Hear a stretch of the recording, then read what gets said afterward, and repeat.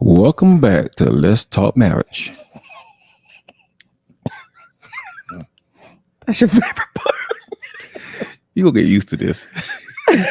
That's your favorite part. Where we talk marriage through transparency. We really worked on that too. Yes, we exercise very much on that. Oh my gosh. Welcome back, everybody. Good morning, good evening, and good afternoon, all Oh the my above. gosh. We are it is so awesome to just be here all the time. Like we just really like coming on here. It's fun to It is hear what really y'all gonna say and see what's gonna happen next. Let's see what's gonna happen next. Oh my goodness. So we are here back again on Let's Talk Marriage, and we are going to be talking to Jessica Yates, Jessica L. Yates, Esquire. Stop playing with that stuff on the background. Just don't touch nothing. Listen, okay, You know, so we're going to be talking to Jessica Yates today, and she's very serious, babe. no, Stop. I know. We're gonna stop. We're gonna stop. She's very serious, and I am super happy that she came on. She is a family lawyer, and watch when she comes on, she's going to be like so not serious, but she's serious. Mm-hmm. And she's a family lawyer, and she has been very instrumental even in our own lives. Yes, she She very, had very to much do some is. stuff for us. She helped us out a lot. Yeah, she helped us out a lot with some different things, going to court and things like that for us. And Which we'll talk about probably later on in the future, not right now. I didn't say I was going to talk about it now. I didn't say now. I said later on in the future. So today, what we're talking about is infertility, surrogacy. We're also talking about fostering and also adoption.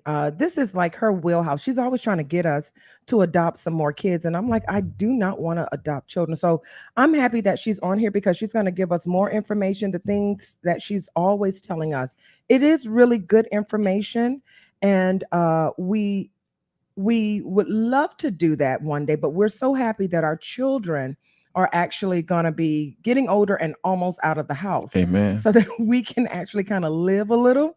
But she's always trying to get us to adopt somebody's kids, or if she's not trying to get us to adopt, she's trying to get us to foster a kid. And I'm not willing to do it, but there are some people who are willing to do it. And we found some studies. What studies did you find? When you actually begin to study about, adoption, and when you actually think about family, when you build a family, you think about children. Most people think about when they get a family, I'm gonna have some kids, have children, have my future ahead of me, or leave a legacy behind. But when I started reading about the infertility when it comes down to marriage, within the first year, 12 to 15% of our couples not able to have kids within the first year, up to 19% in the second year. And they say if they can't have kids within the second year of marriage, 9 times out of 10 they may not have children at all, and the average go up to 40 to 60% at the age of 30. You really did your research, babe. Yes, I actually was reading this time. You really did your You read all the time. Don't do that. So now, although Jessica is not a doctor, she does have a lot of information on how to help women who may need just a little extra help. So, what I want to do right now is just bring her on so that she can tell you more information because we don't know everything. We just know that we're not willing to adopt right now. But maybe, she'll change our mind. Let's see. That's why we bring people on that is actually a professional. Yeah, absolutely. She is a professional. Let's stop talking. Jessica. Hey, girl. Hey. How you doing? Hear me. Now you can hear me. I hear you. Hi. Yeah, I muted you. I didn't know what was going on, but I muted you. But you're on now. What's up, girl? Hey, how's it going? It's going good. I'm so I happy to see like your you. office. Thank you. I love my It's so office cute, too. isn't It's it? so beautiful. It's beautiful in the background there. So, listen, you have been a lawyer for how many years, Jessica? Don't embarrass me now. Okay, I have been a lawyer now for, wow, 10 years. For 10 years? Congratulations. Yeah, Congratulations. that feels And like you forever actually ago. stepped out on faith. You jumped and you leaped and you like to push other people with you. I'll Oh tell yeah, y'all that story drag them, later. take them. We going to purpose. We going.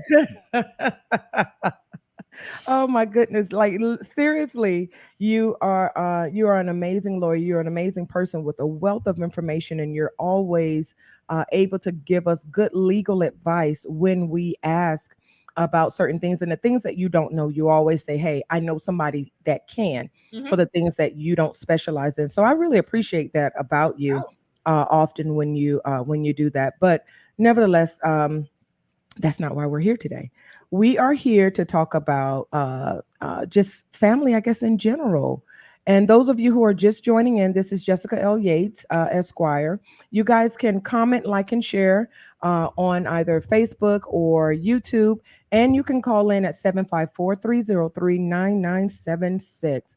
But we're going to let Jessica kind of just take over a little bit. That's all right. Oh, also, I know she's a University of Miami. Like I told her I was we're going not to gonna do do it. this today. We're not Listen, gonna this do is the this Florida today. Atlantic University Owl. Look And who since want to they bring up his showing off cup. their cup, look at what Look, my cup he just says. oh God, he's such a hater.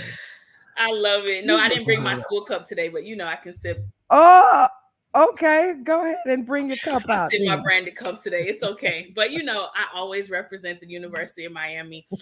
This is actually one of my favorite conversations to have.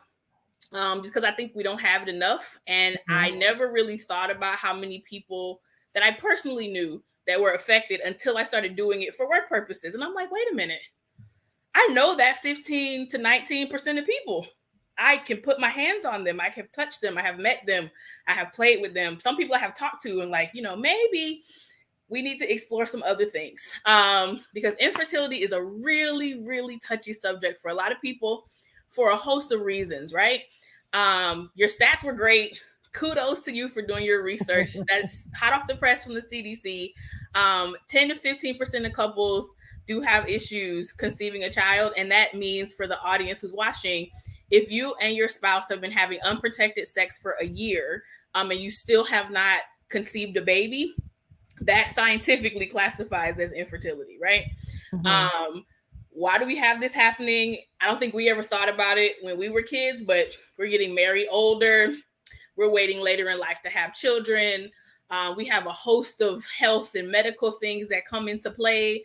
Oh yeah. Some people don't have as much preventative care or like forward thinking about taking care of all of those special parts that we all bring to the table. Everybody Mhm. just assumes that everything works until it doesn't, right? Like, Right. oh, I'm getting married, we're having a baby, this is what's going to happen. And then you get in there and they're like, okay, so at the wedding reception, usually people are like, so when are y'all having a baby? And everybody's like, I don't know. We don't know. We're Don't trying. they We'll always figure want it you to out. have a baby like immediately? Like I just got married yesterday. Yes. Let me enjoy my spouse. Like Yes. it's a rush. Yeah, it's Yeah, not a it's like rush. it's a rush, right? And then everybody gets in there, and then like their anniversary comes up, and you're like, okay, where's the baby? And then 2 years, and everybody starts looking, and Christmas and family reunion, and then and your grandma's like, well, baby, what y'all got going on over there? Like Yeah. There's no everybody rush on it, baby. and people don't always have the space to talk about Mhm. infertility. There's a lot of stigma about infertility. There's a lot of misinformation about infertility, and I feel like it kind of breeds problems for people because Hmm. Mhm. sometimes, unfortunately, I handle divorce cases too, and a lot of those cases on the back end of a marriage, sometimes it comes from this place because we didn't have this conversation on the front end. Like we Mhm. didn't deal with what happened when we lost a pregnancy, when we couldn't get pregnant, when somebody had a health issue that maybe we could or could not fix, you know? Right, right. So I'm really happy to be having this conversation. Choices. You got choices. I want people to like walk away from this conversation feeling empowered to make a choice about how you want to start your family. Like, you have your spouse, you're married, you want children, and for whatever reason, pregnancy hasn't happened. Well, thank God for science. I believe in science, right? Like, not to an insane place where I'm doing weird things, but I believe in like the general principles of science. And they have been able to offer some incredible like medical options to people, where legally speaking, we have to do contracts, sometimes reviewing documents for fertility clinics, whether it is that you and your partner are using your genetic material, whether it is that you're adopting embryos that somebody else is not going to use, whether you're using sperm donors, egg donors, surrogates, like all sorts of creative ways to get people to the baby, right? You can get to the baby. You can do IVF, which is in vitro fertilization, which is where they make embryos in a lab using whichever egg and sperm you want to use.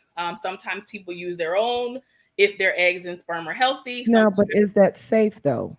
Is that a safe way to do things? It can be. I will tell people that it is very important. Do your research. Don't be so like caught in your desperation that you don't check out the people you're going to work with. Make sure that these places are ethical. Make sure that they have the proper licenses. Make sure that they have a success rate that you can like quantify, like you can touch it, you can see and know how much success they have. And also make sure that you know what kind of quality control they have, so you don't end up with any mix-ups. Like, I know we've all watched enough Lifetime movies where there's like a baby switch and all those weird things. Those things happen in real life, and those are horrible court cases. Like, they are horrible on people's emotions, on people's finances, on their relationships. So please, like, check out places, and don't try to do this in your living room. Don't try to do this at home. I guess the turkey baster. Yeah, please. I've heard of those stories. Your friends can't do this for you. Like, please talk to your treating physicians who are licensed in whatever state you live in, to do what you need to have done. So now we actually have our first question. Oh, well, we have several of them, but we have one that I think you can answer here, which is, what do you mean by quality control?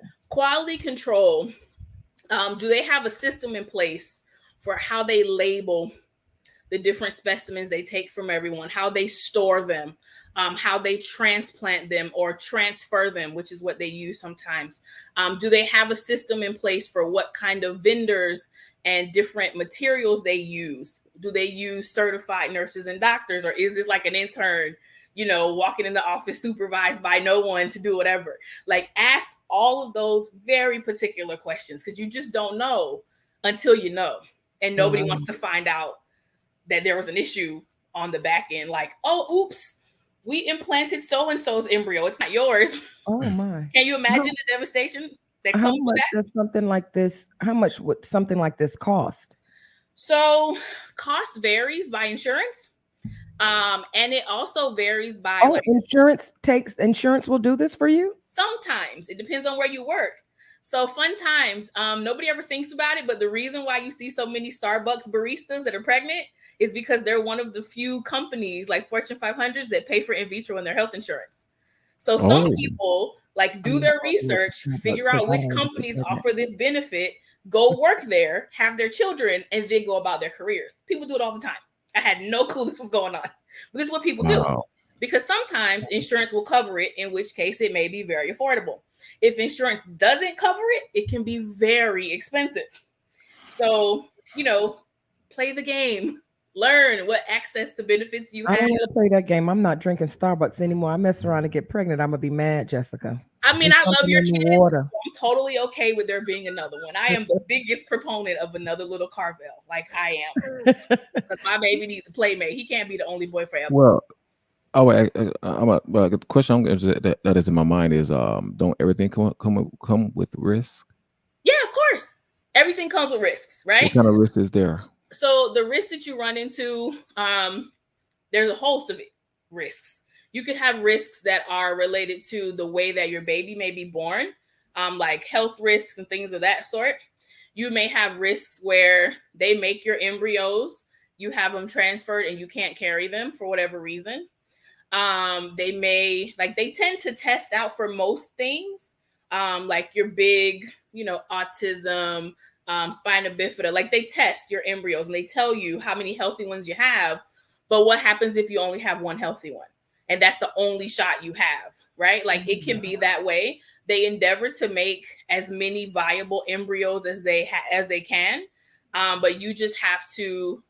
I feel like you have to decide, like, how bad do we want this? And do we want to do it this way, right? Because you can do in vitro, which involves a lot of hormones for mom and involves offering specimens, whether from both parties or one party. Can we navigate that emotionally? Can we deal with that? Is whichever party may be having the issue, like, is husband going to be okay if we have to use a sperm donor because his sperm, for whatever reason, cannot give us a healthy child? Like, can we navigate that emotionally in our relationship? And can we also then raise, love, provide for, protect these children that we have? Some people, it's a no-brainer. They're like, yep, she wants a baby. I can't give her a baby, but I can get her a sperm donor and he can give us a baby and we can make it happen. Like, some people don't even have to think about that. And then for other people, it's a very challenging to get the thought process that goes before it to even make it happen. And so I always tell people to contemplate the costs, right? You can go through all of those things. IVF can fail. IUI, which is intrauterine insemination, can fail too, which is where a sperm is essentially inserted into a uterus in an office. You can do that too. Surrogacy is a choice. Adoption is a choice. All those things are choices. But the question for me that I always ask people is, have you thought through what this looks like? Because if you haven't, I think sometimes people just get desperate and they don't think about the implications of the choice that they choose. And then they sometimes cannot live with or navigate with the side effects that come from that choice. And so I think it needs to be an informed choice no matter which way you decide to go. Do you think that women do this because well, obviously some women, they want to have a baby. I've been blessed to be able to have 3. And there's some women that they're just fertile. Every time you see them, they're pregnant. And then you have those that cannot have babies, and they just want to know, because some people say, oh, it's such a joy. When I was pregnant, I honestly did not like being pregnant. I never liked being pregnant. I do not like carrying babies. The after part I can do very well, but I mean the heaviness of it, the little babies moving around, that the nausea, all that stuff, it's not for me. But I had these babies because he really wanted some kids, and so we have 3 beautiful children. Now, this is a good segue into the other options that you're talking about, like the adoption, because I'm not ever having any more children. There will not be any babies housed in this stomach. You can use a surrogate. You can have a surrogate, though. Yeah, that's not happening. No, that's not. He's like, no. I want somebody else to carry his baby for me. It could be your baby. It could be your egg and his sperm, and the surrogate could carry. You could do that. No. How do I know? How do I know how these people are over there? Somebody else carrying our baby. Oh no! So you interview surrogates, and people have to match and agree. Like, it's not like we just pull people off the street. It's not like that. Just talking to us. Very professional. To the people in the screen. Oh yes, because it's very, very professionally done. You get to read profiles and find out about people's lifestyle and how do they live and all those things. You do. Jessica, I have an associate of mine who wants to do surrogacy, but only for the money. Okay. And beautiful young lady. And the thing is that her surroundings and the relationships that she's in, it is not conducive for her to have a baby and carrying somebody else's baby. The mental stress and the trauma that goes on in just her regular life, and then trying to bring somebody else's baby into this world. Eventually, I guess they kind of figured it out and they told her, no, like, you're not carrying our baby. That's not healthy. But it could be very traumatizing. You're not with that person every day. But I guess if you have big dollars, a lot of people bring that woman into the home with them. Sometimes It really depends. Like, so surrogacy is governed by state law. Mm-hmm. I practice in Florida, and Florida is kind of in the middle when it comes to surrogacy. We're not super surrogacy friendly, but it's not illegal here either. There are some states where it is illegal. So people kind of get creative with these things. Thank you, social media, but sometimes not thank you, social media. People are creating their own surrogacy scenarios with people that they know or people that they've met. Oh, and that can be its own disaster, right? So I always tell people to ask all the questions, get all the information. I prefer for things to be legally drafted contracts. Like there are special surrogacy contracts that we You enter love a good into. contract. That's your name, Because contract it's so Jessica. much easier to navigate. If I have a written document that adults signed and notarized, then I don't have problems later. If, oh, like the horror story, the surrogate like disappeared and had the baby and we don't know where our baby is. Like that can't happen when you have an agreement because the court says, oh, legally this is their child. The courts have the authority to issue warnings and like things for police to go find that child in hospitals all over the country, things of that sort. Oh, So when you wow. have contracts and court orders, it's easier to navigate. It's very simple. Mm-hmm. It's much more simplistic. So I always encourage people to do it the straightest, narrowest way possible because when you start veering to the left or to the right, there's just so many possibilities and so many strange things that happen. And it just becomes a place of heartbreak, honestly, for people, especially if they really wanted children. Oh, Um, wow. Yeah. so yeah, you need to be consulting with doctors, legal professionals, etc., mental health professionals too, to help you navigate. Like, what does that look like? Um, Mm-hmm. Whether you're doing surrogacy, adoption, or in vitro or IUI, like it doesn't matter. There's always a mental health component to make sure that your relationship can navigate through whatever you're going through to get to parenthood. Absolutely. No, the question I would ask is, how much weight do that have in a lot of divorces that you've been seeing lately? It comes up. I can't even tell you how many times it comes up because usually it's not the main reason. Like, I haven't had anybody come to the office and say, we're getting a divorce because we couldn't have kids. That's never what they Mm-hmm. say. They say all the other things. And then as we're going through the case and we get to mediation or we get ready to go to trial, then the truth comes out. Oh, when we lost XYZ child, or when that cycle of IVF didn't work, or oh, she didn't want to do another round. Oh, he Mm-hmm. didn't want to do another round, and so we didn't have a baby. And so it comes out later that at the bottom of all of the other things that piled on top of it was the infertility issue. And most of the time, people haven't talked to anybody about it. Couples struggle through this alone in silence all the time. Like I can't even tell you how often that happens. They call me after, and I'm like, you should have called me before. Like you would have had a baby 2 years ago. You should call me on the front end. Call me first, not after you have a problem, right? Because that's what happens. People literally suffer in silence, and then it reaches the place of no return because if it's not covered by insurance, it becomes financially crippling. And what do we know to be the number one reason for most divorces? Finance issues, like every single time. So it goes together. So yeah, it's very, very unfortunate and sad to see. I have one particular case I'm thinking about right now where the loss of a child, I think, is what eventually catapulted this couple into divorce. Wow. They had been married for like 20, 27 years, something like that. Wow. Wow. Like their kid, they have older children. And I'm like, how did we get here? And as I'm doing the interviews, because I'm the guardian on that case, I'm like, oh, this is where this all fell apart with this last pregnancy loss. Like it just reverberated through the family and it like ricocheted through and caused so many issues that nobody Wow. had the space or place to discuss. And so I really do like that we're having this conversation. Wow, wow, wow. Well, we definitely appreciate you for coming on. And those of you who are just joining in, even though, let's say, this topic may not be for you, it's for somebody else. There's Mm-hmm. some people that are struggling. They're your friends, your family members, your coworkers that could be struggling. And you And they don't may know. not, very good. They're Hmm. not telling you this. Everybody is not willing to open up about their private lives, about what's really going on and why they may be having some of the issues that they're having. So don't knock this too much because this is happening in a lot of homes more so than not. So continue to like, comment, and share. even like I said, if this isn't for you, it's for somebody else. So share it with someone. She has a wealth of information, and she also goes over these particular proceedings where she helps families get into the right positions and the right placings for them to be able to get exactly what they need. So, am I making sense there, Jessica? Yes, that makes perfect sense.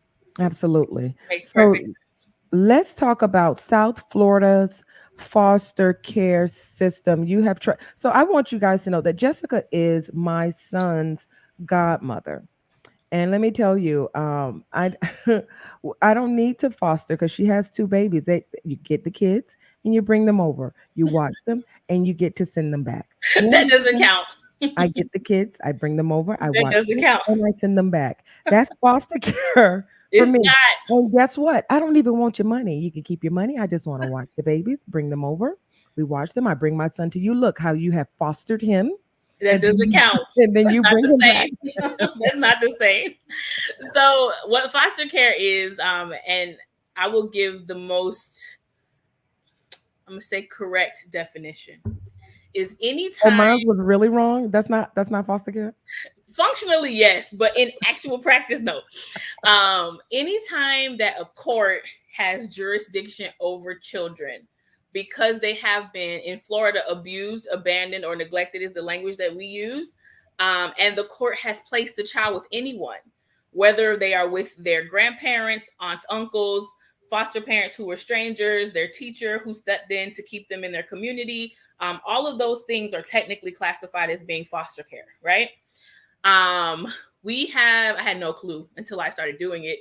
On any given day in Miami-Dade County, there are 300 to 400 children who do not have legal parents every day. Mhm. I didn't even know. I didn't think Oh, about it wow. until I was writing the final judgments. And I'm like, so these kids have no legal parents today. Wow. How many other kids are there like this? Wow. Hundreds. So Yeah. multiply that times Miami, times Dade, times Broward, times Palm Beach County, times the Keys, times Orlando, Tampa, like everywhere, Wow. right?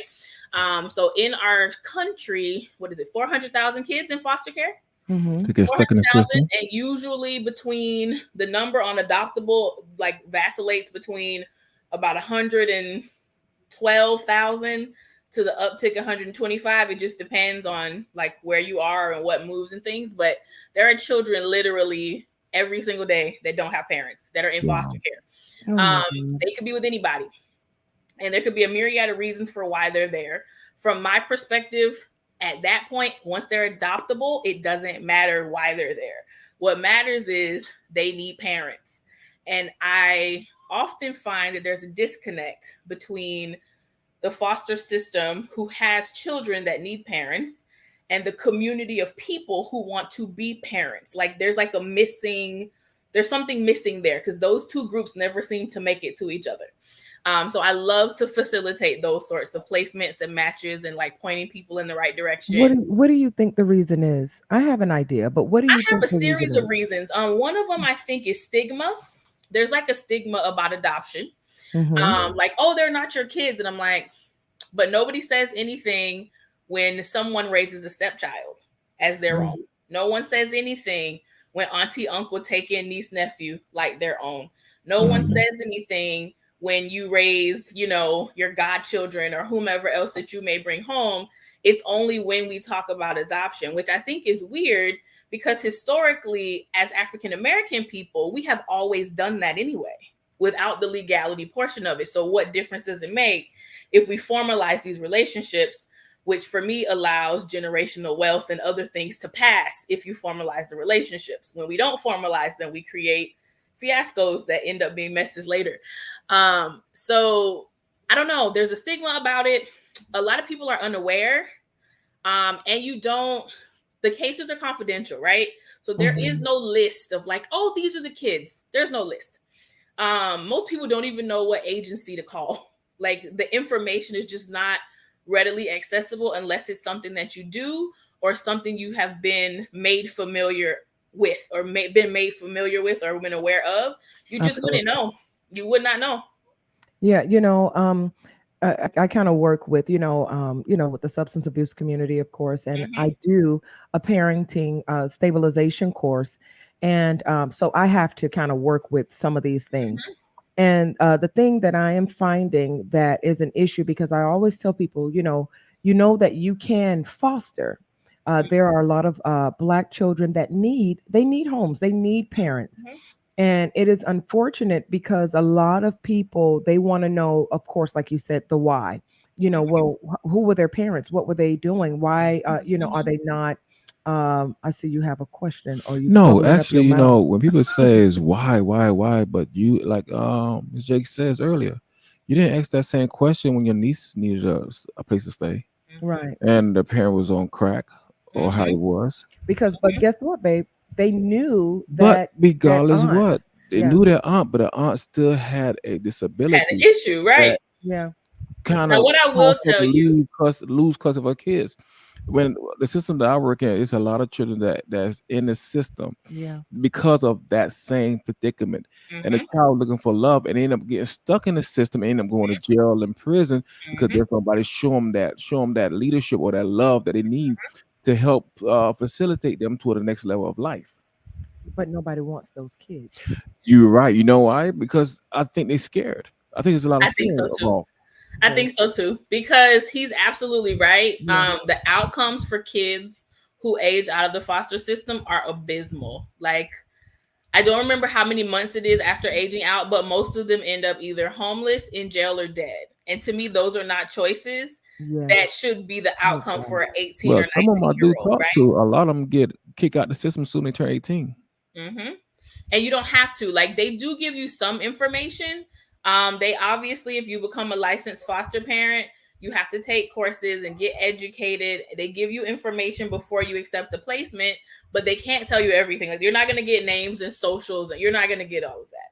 But they're Yeah. going to call you and say, "Hey, your home is licensed for," and usually you get to tell them what age you want. "Oh, your home is licensed for a 6-year old. Well, we had a 6-year old come into care. He goes to XYZ school. He has XYZ health issues or not. And he has XYZ behavioral issues. Are you willing to accept this placement?" And you get to say yes or no. Like, you do have a choice in what Oh, children good. you accept into your home. But people just don't know that you can do that. But you could do that, and you should do that, right? Hmm. Now, fostering, those are for children who need a home on a temporary basis. Sometimes those turn into permanent placements for adoption, and sometimes they don't. And so I do think it's important for people to be clear about which one of those they want to do, Mm. because then the agencies will match you accordingly. They won't send you a child that's going to stay forever if you're saying, "No, I just want to be a home to help these children reunite with their biological family," right? If that's what Right. you want to do, then you go in and you do that, and those are the kids they match you with.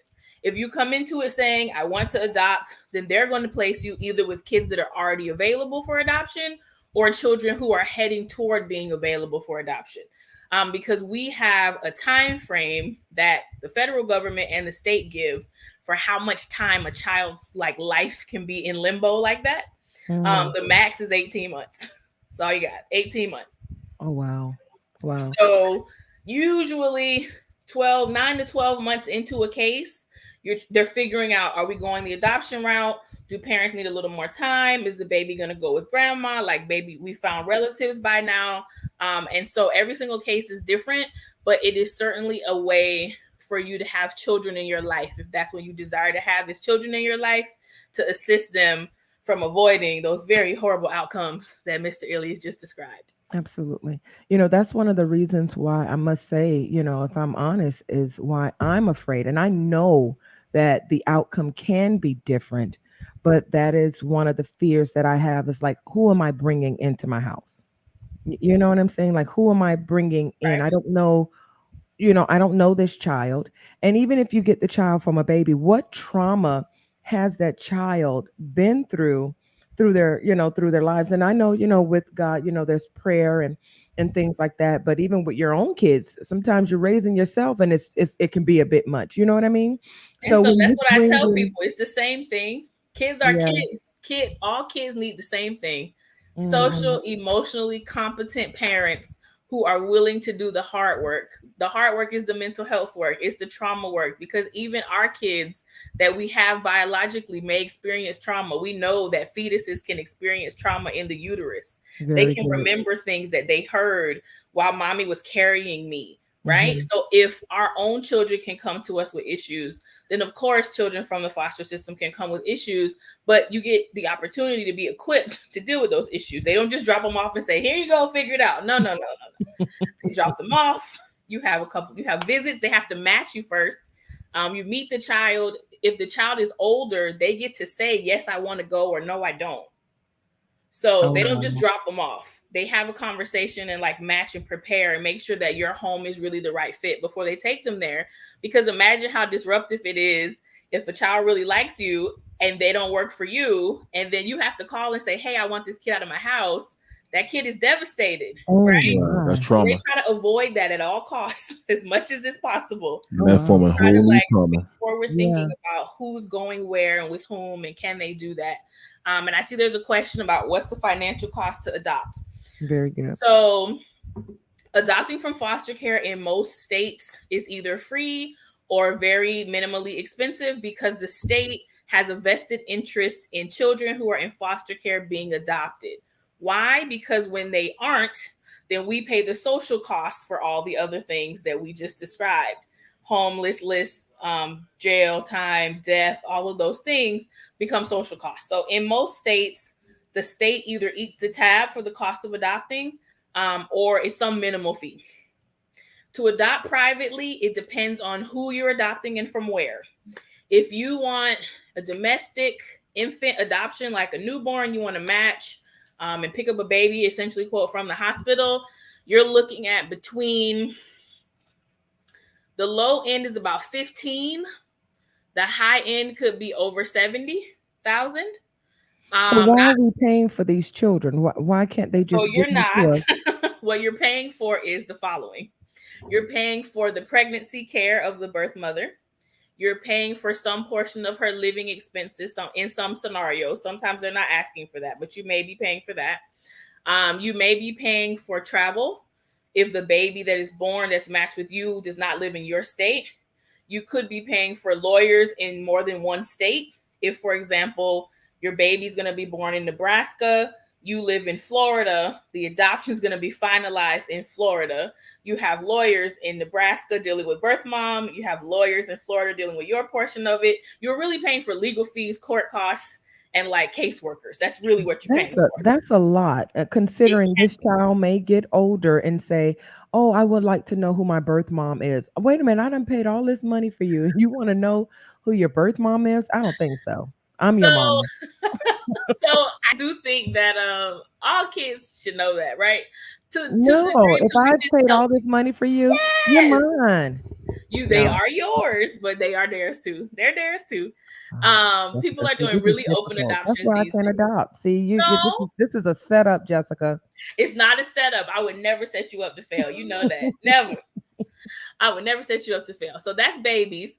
Older kids tend to be a little less domestically because sometimes someone will say, "I want to place my 2-year-old, 3-year-old, 4-year-old."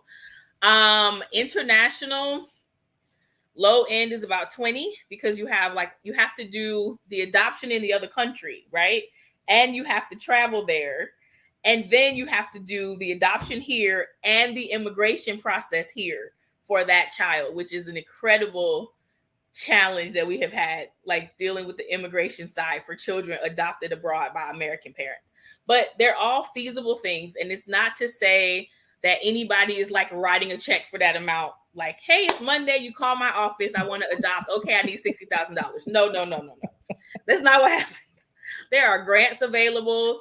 You would be surprised how many employers offer adoption benefits and they pay a certain portion of your adoption costs.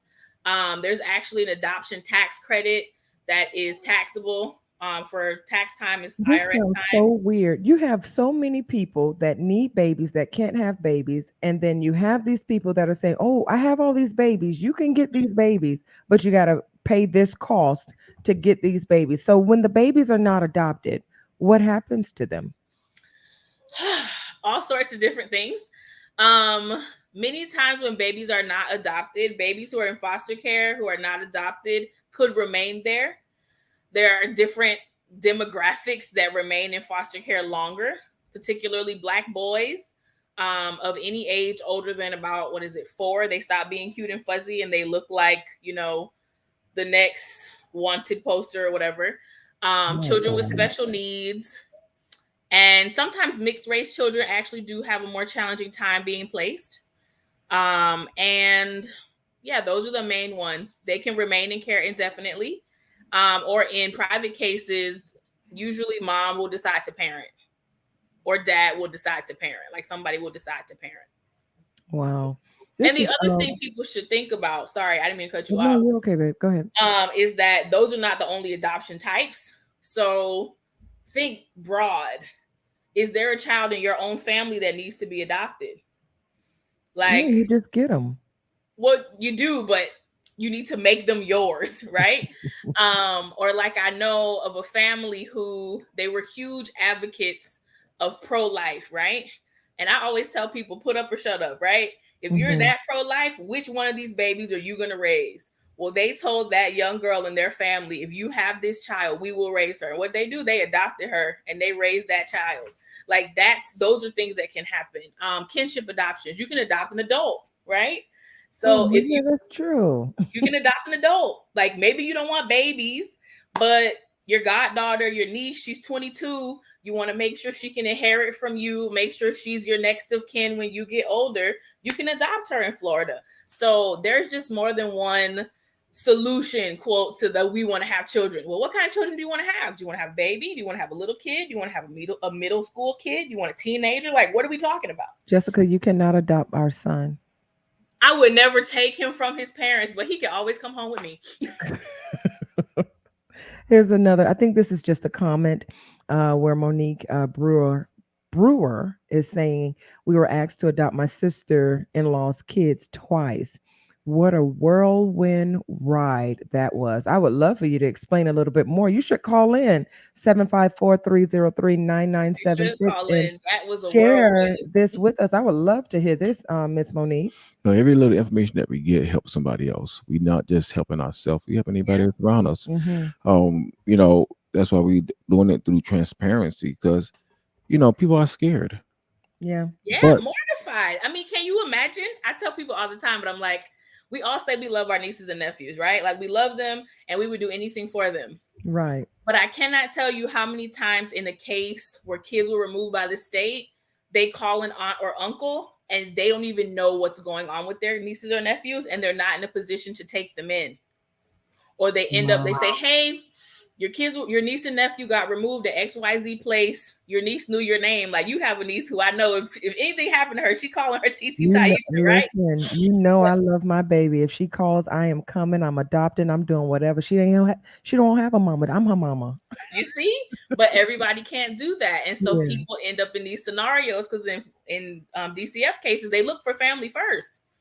They try grandma, they try Yeah. grandpa, auntie, uncle, whomever. And a lot of times it's things that we don't think about, like background clearances that stop families from keeping kids. How many people live in our houses? What kind of verifiable income we have?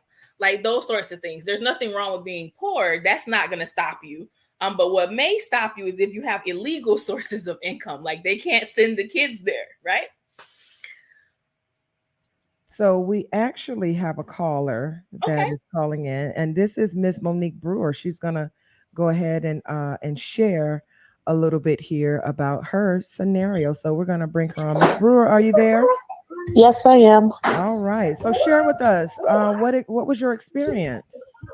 So, when I heard Jessica talking about kinship adoption, or sometimes you know a family member and they're having kids and they're struggling or something, and you might be called to adopt. So, that happened to me and my husband. He is the second oldest of his sibling set. And so his older sister had gotten into drugs and some other illicit activity. And she was going to jail and essentially losing custody of her children. Wow. So the first time around, she had a set of twins who are on the autism spectrum. And then at the time, her third was less than 6 months old, but I can't remember exactly how old he was, maybe 3 or 4. months old. And so we got the paperwork in the mail for all three Mhm. kids. They live in the state of Wow. Pennsylvania, and it was basically asking, would we take temporary guardianship of these children? So it wasn't like a letter with, here, here's a package three. It was three separate letters for each individual child. So because of the severe special needs of the twins, we decided not to, because we were not equipped as a very young couple. I think we'd been married just a year, to Wow. handle Mhm. their diagnoses, which were fairly recent, but they needed a lot of therapies and interventions, and we just were not equipped for that. The 3 to 4 month old we had agreed to, and so we filled out all the paperwork. In it, it told us that we would be his guardian, I think, for a year. Mhm. And so we filled out that paperwork and sent it back. And then in the end, my in laws agreed to be temporary guardians of him. Oh, wow. Fast forward to, I want to say it was like 18 months later, what she needed to do did not happen. And so there came a point where it was, we will take your children, or you need to relinquish your rights on your own. My God. So she did that, and the twins went to two separate individual families, very capable to handle their diagnoses, and they're doing phenomenal, right now. Oh. I just got recent photos of my niece, who I found out is 15. So, Oh, wow. um, and then the youngest, who recently turned, is he 10? 9, 10? My in-laws have him, and so they then legally adopted him. So he is technically my youngest brother-in-law. Mhm. But it's like a aunt uncle relationship, and Oh. him and my oldest daughter are just so cute together. So fast forward some years, and she had another baby, and then the situation came up again. Just, drugs Wow. and addiction is a very serious thing, Yes, and it once is. once you get in enmeshed in that, it just becomes like a snare trap. Whatever you do, you can't get out. Absolutely. And Mhm. Well, so this this sounds like a time, success story, a little here. So Yeah. this is well, this it's is really good. Like it is. you It's know, you don't ever want to say at least, but this is right. something that turned into a really good story where the children were able to be placed in a Mhm. place that was conducive, for them to have the help that they needed. So it sounds like you Yeah. having a party in your background there. So Oh, we're that gonna is let that is Jessica the finish because oldest. we so we usually don't get these types of success stories. So this is absolutely amazing, and we appreciate you for calling in, and thank Yeah, you so thank you Thank much you very for so much. much. calling in. Thank you Of for course. sharing. Thank Thank you. you. All right, have a good day, You too. Bye. Jessica. That was awesome, Yeah, right? Yeah. I like. So see, like, think about that though. She said a set of twins got Mhm. separated. Think Mm-hmm. about that. You know, Those are but the things that can happen yeah, when but we're not in a position, like that can happen. And yeah, then that's true. a kinship adoption can happen because the other Mm-hmm. baby ended up with his grandparents. But I like how they made it a decision, and it was a wise decision on their behalf Hmm. because the children got what they needed. Yes. Versus Yes. them, they're taking on the whole responsibility, Yes. and it would have put a strain on their marriage, and they would end Yes. up in Yes. divorce court. Yes. Yes. And Possibly. that We is don't that know, Yeah, is possibly. but possibly, at but least he's they right were though. able to handle it. Go ahead, People Jessica. have a hard time. Like, that is a very wise choice to consider everything, right? Because sometimes when we're in this infertility space, we take everything that comes at us like, oh, that has to be it. Oh, that has to be it, without thinking about or looking at or considering, can we Mm-hmm. actually do what is right, what is best in this scenario? And they were able to say as a couple that they couldn't. And that's equally powerful to me in this space, because the kids got what they needed. They got a family. They still have contact with them. They got adopted. But I just think that that's important for couples to have those conversations together, because there's always one parent, one party who's like, "Oh yeah, we can do anything," and the other one who's like, "Well, I didn't want can we to. really? Yeah, absolutely. Can we really When do that?"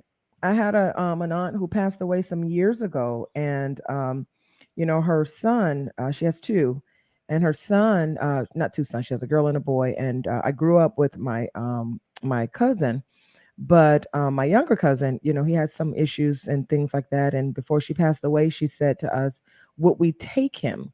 And Mm-hmm. we were just newly married, and we had to say no. I was like, oh my And we God. just had Sarah at the We had time. just had Sarah. We didn't know anything about raising any children. Mm-hmm. And thank God that his father Step in, step stepped up. in and stepped up and said, no, I'm going to take my son. Yeah, And he's now, well in his 20s, and you're doing pretty good. he's doing very good for himself. But you have to know, like you said, you just never know, who you're going to take in, what the consequences could be if Mm-hmm. you say yes, because once you have them, you have them, they're yours. They're You yours. know? And I am a huge proponent of telling people, whether it's a newborn or an older child, once that child comes to your house, it needs to be an absolutely yes. Because we tend Yes. to think of like, oh, well, they're a baby, they won't remember. They will absolutely remember. They won't be able to tell you because their trauma is pre-verbal, but they will know. And their Something behavior happened. will let their next caregiver know that they had that disruption. So people Absolutely. should be, thinking about these things when you're having those conversations about children. I even think you should have that conversation before marriage. And if possible, I realize this is like being uber technical, but I say get all the medical workups done before marriage, right? So there's no surprises. Oh, we already know you have XYZ and I have this. Do we want to pass on these traits if our genes get together and create a child with certain issues that we are not equipped to deal with? Well, no, we don't. Okay, well, what are we going to do? Right. I think we should be very thoughtful about it because we can be. Like, we have so many more tools available that we didn't Mhm. have before. Like, they just weren't there. It was just like, okay, well, I guess you're just not going to have children. That's how it used to be. Like, okay, I guess we're just not going to have any. And for some people, that was a That make or worked. break, and they left and made other families on the side and did other things. Or they didn't Mhm. stay together, or somebody was miserable. They felt unfulfilled in their marriage, whatever the case may be. So I just think, have those very transparent conversations, have them early, have them often. And as they change, right? Like you guys say you have three and you're like, quiver full, I'm done. Yeah, Yeah, that's But, it. you know, you know, but what I say is because I know somebody that I work with for, and he's well in his 60s. When he met his wife in their 20s, ooh, she couldn't have kids, yeah. and but he wanted children. But he understood that, hey, I love my wife that much. I would Mm-hmm, sacrifice not having children just for you. mm-hmm, And they married, and to this day they still together. yep. But then there's some people I know, like you said earlier. We discuss everything. We discuss finance, where we're gonna live, how we're gonna live, what we're gonna do with it, how we're gonna eat, but we never discuss about can we have children, Mm-hmm, or Mm. if we can't, what we're gonna do to the next to receive yep. children, or how Right. we're gonna show our love How are or we share gonna love. raise them? How are we gonna, Yes, what are Mm-hmm, we gonna do? Are we gonna have these types of, things that we're gonna implement from what our parents taught, and all these sorts of things? Like, there are some things, I mean, traumatically, that should not enter into correct. certain That's why relationships. yep. these type of Yep. conversations is very important, because if Yeah. we don't ask or discuss now the baby here, now what we gonna do? Yeah. Oh, we lost, Everybody we staring suck, at or we everybody. The baby's confused, like, y'all supposed to know you what y'all know, doing. The parents like, we don't like know a anything deer, either. We don't know what we're doing. you know. I'm surprised my children's still alive sometimes. I'm like, whoa, y'all still here? Yeah, Don't be We like did pretty good. High five, babe. We they did jump. Hey, good. Don't they play with us. survived the obstacle course. oh, so funny. Now they can fix food for themselves and Oh yes, us. they could cook. Thank Yes, God. we That's thank so God for funny. that. Children are a big responsibility. You have to know that you know that you know that you know that Mm-hmm. you want children, and that you have enough love to give to these children, because sometimes people can be a little selfish, and it's okay Yeah, if that's who you are and that's who you want to be. But know if you want, because there is no such thing as a oops. You knew. yeah. Right. There I hear are them. no oopses. I slipped and got pregnant. No, No, you No, did no, not you slip didn't. and get pregnant. You don't. That's impossible. I don't believe in oops babies. Everybody gets one free oops baby before 21, but after that, it's not an accident, right? We know where Even they before come from. 21, that's not a oops. If you I know give them about oops just sex. because you're teenagers and you may not be as meticulous with your sex life as like adults should Okay. be. So That's the I only will reason give them why I a give that. pass because they're free, they're Their prefrontal prefrontal cortex cortex ain't there. Well, I give it is to well, not them. that's But there. why the after parents that that, be coming talk to their kids. Say, baby, if you do them things, you can have a baby. right, My right, mom told me earlier, son, you bring a baby home, you gonna take care of that baby. I said, yes, ma'am. right. I didn't have no Mine baby till I too. was 24. Mine too. Mine too. I do think that we don't talk about it though. Like you're absolutely right. And I think too, somehow people have like fetishized pregnancy, which I think is weird, but I see people do it. They want to be pregnant, so they fake being pregnant, right? Because they want the gifts, they want the Oh, attention, they want that's a all whole the different. That's a stuff. mental It is, but thing right it's there. so common. And I was just like, having a child is more than just being pregnant. Yes.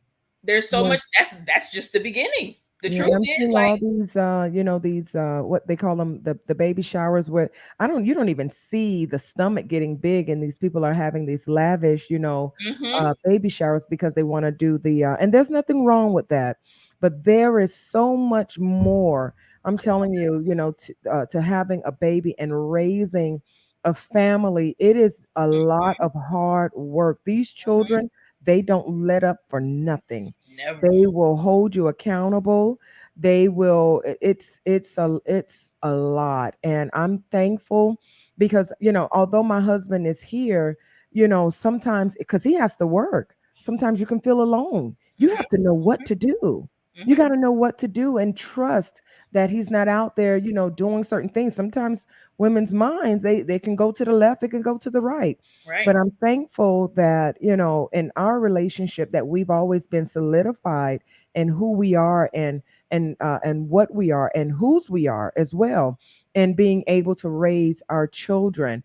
And we thank God for you, Jessica, and your soon to be, because you just recently got engaged to, oh, he got to do the hand clap. Look.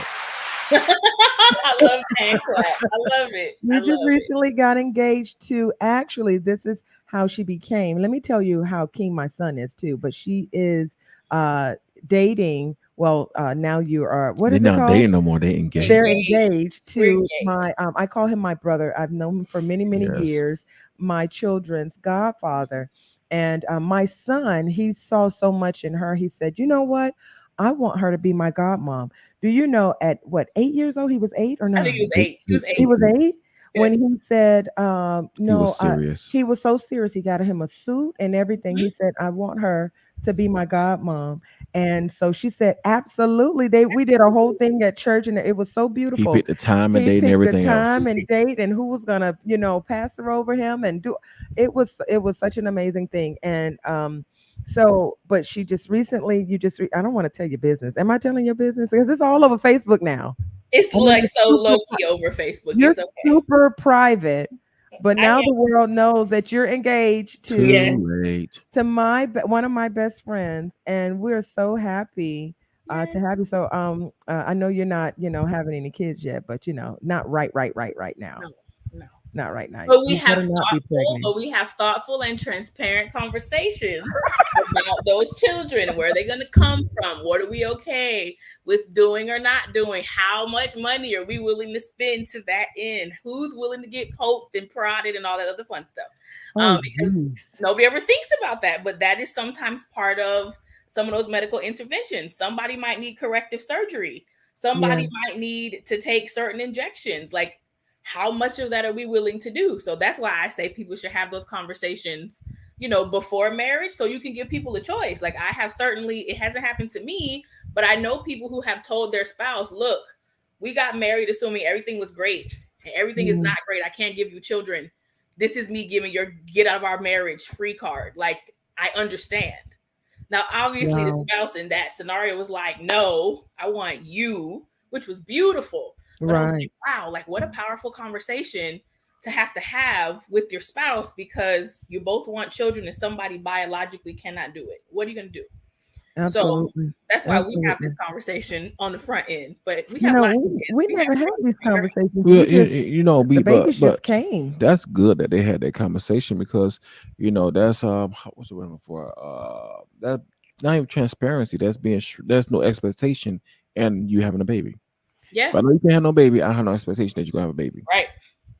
And I want my feeling won't be heard, or now we may have another discussion. Can we adopt? Yeah. Mm-hmm. Because sometimes people say that they love you unconditionally, but that seems like that would be a condition. Oh, well, if you Right. can't. Well, Right. Yeah. people scrutinize that definition of, They do. Mm-hmm. And you I don't know, think people think that deeply about it, right? Like it's just the thing. Well, of course I love you unconditionally. I'm like, well, do you though? Because Yeah. if this can't happen, do you still love me enough to stay? Mm-hmm. Sometimes for some people it's a deal breaker.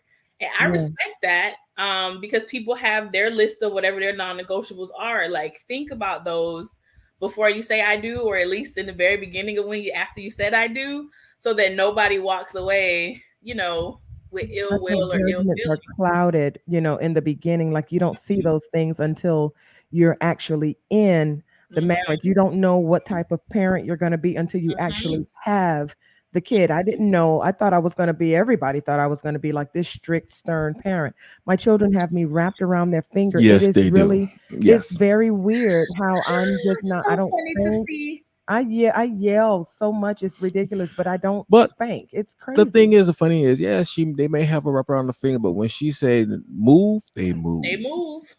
Everybody moves. Everybody in the house moves just because you know. It's like, oh, Kids even I move, the move. I'm like, dog hold on, tell moves, me, let's everybody move right now. moves. You Everybody better not moves. be moving. Oh my goodness. This has been an amazing conversation. Jessica, I'm so happy that you came on. We're getting near to the time. It's like it's 9 o'clock now. Yeah. Do you have any last comments that you would like to share with the people? Something that we don't know that we should know. Okay, yes.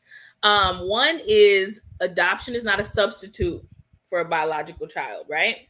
Mm, So you have to deal with whatever your issues may be with infertility before you walk into adoption. Or choose to adopt first if you want to. I did. Pick whatever you're doing with utmost thought and forward thinking about what the implications may be.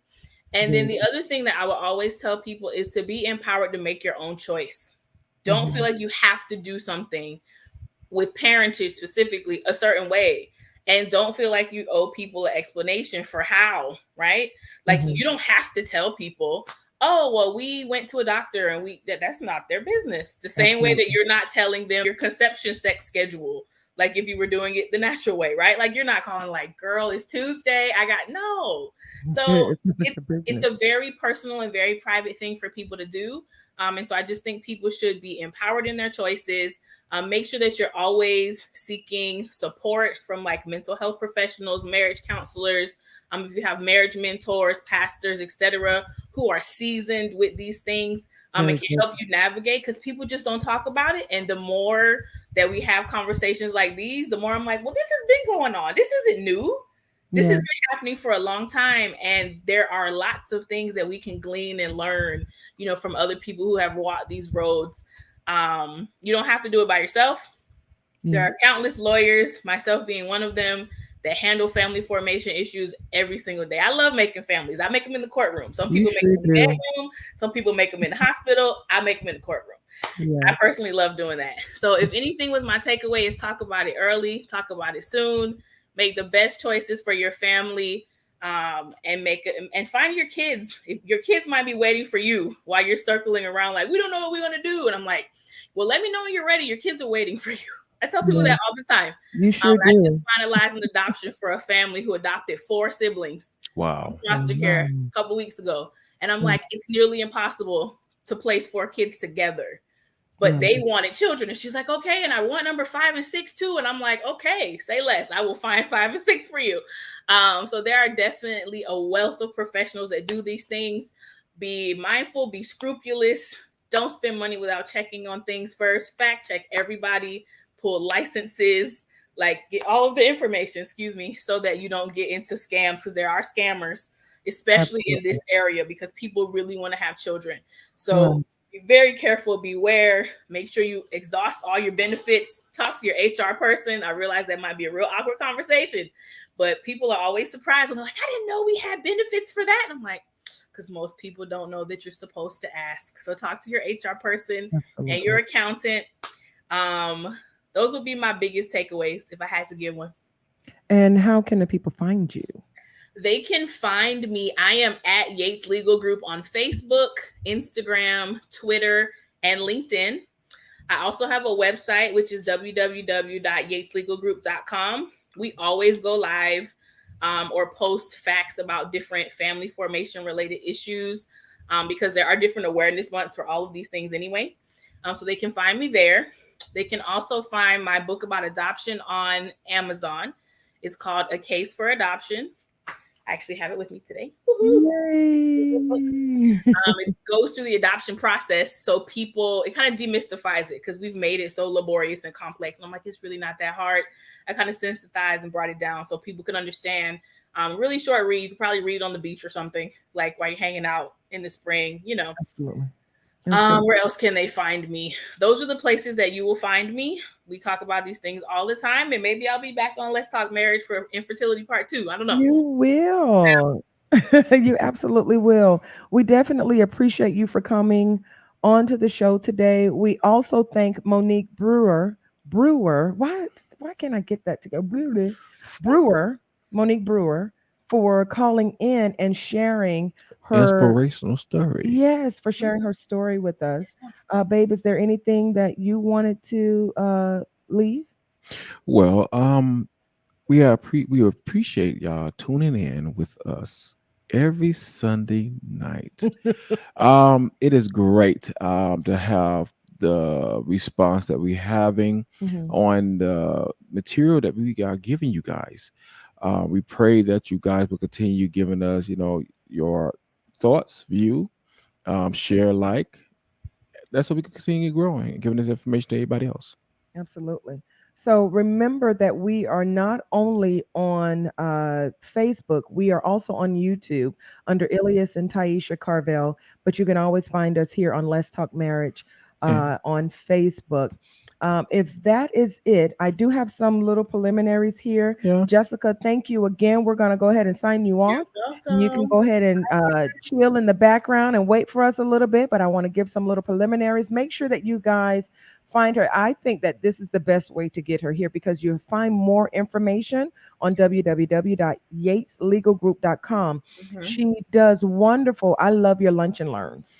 Oh, So the okay. lunch and learns are good for me because at 12 o'clock you guys can come on and and have some just good information at 12 o'clock. You never know, On your lunch break. yeah, what you're Mhm. gonna get. So she has wonderful, amazing information.